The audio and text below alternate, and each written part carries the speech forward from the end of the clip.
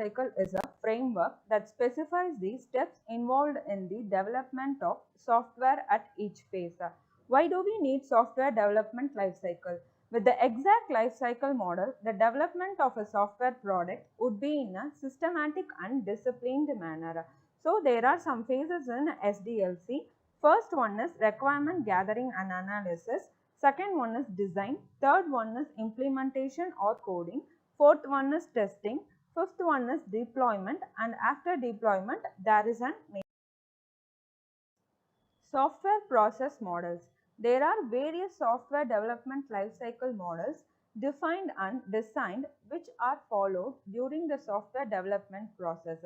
So first one is waterfall model, second one is RAD model, third one is spiral model, fourth one is V model, fifth one is incremental model, sixth one is agile model, seventh one is iterative model, and eighth one is big bang model.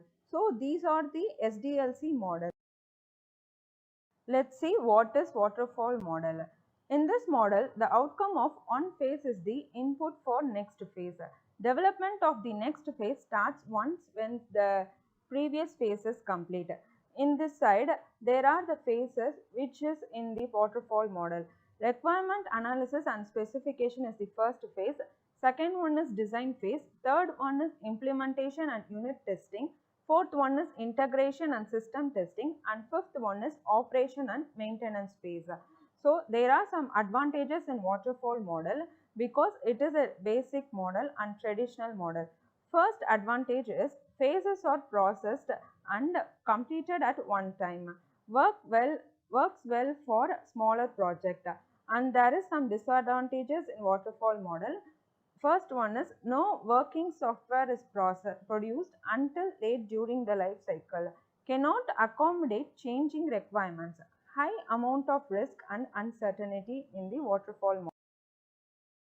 Next one is RAD model. RAD is a linear sequential software development process model. In this model is flexible for change. Each phase in RAD brings highest priority functionality to the customer. It reduces development time, it increases the reusability of features, and there are some disadvantages in RAD model. It requires high skilled designer. For small projects, we cannot use the RAD model. On the high technical risk, it's not suitable. And the last advantage is required user involvement. So in RAD model, these are the disadvantages and advantages. Next one is spiral model. Spiral model phases are followed in the iteration. The loops in the model represent the phase of SDLC process. There are some advantages in spiral model. First one is risk analysis is done extensively using the prototype models. Any enhancement in the functionality can be done in the next iteration. And there are some disadvantages also in the spiral model. First one is the spiral model is best suited for large projects only, very expensive, many number of iterations which can take time to reach the final product, and the spiral model is shown as a figure in this slide. Next one is V model. In this model, verification and validation goes hand in hand, that is development and testing goes parallel. Advantages are V model approach is good for smaller project. The requirement is defined and it freezes in the early stage. It is a systematic and disciplined model, result in a high quality product. And some disadvantages are V-shaped model is not good for ongoing project. Requirement change at the later stage would cost too high. The V model is shown as a figure in right side. Next one is incremental model. Incremental model, requirements divided into multiple standalone modules. The product increments in terms of features.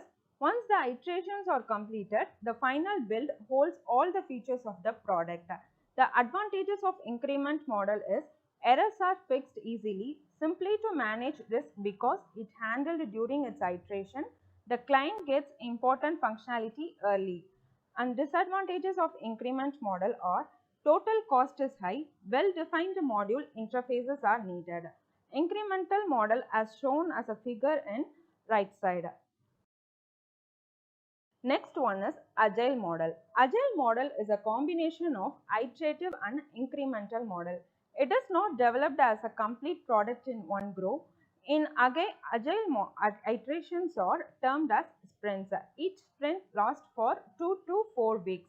Customer feedback is taken and worked on in the next sprint.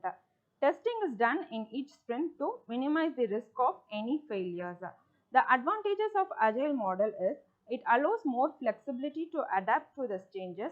The next feature can be added easily. And there is also disadvantages in Agile model, that is lack of documentation. If requirement not clear, then the project would fail. The Agile model is shown as a figure in right side. Next one is Big Bang model. Big Bang model does not require much planning and scheduling. There is no testing team and no formal testing is done, and this could be a cause for the failure of the project. Big Bang model has some advantages. Less planning and scheduling is required. The development has the flexibility to build the software of their own. And there is a disadvantage also. Big Bang model cannot be used for large ongoing and complex projects. High risk and uncertainty are there in Big Bang model.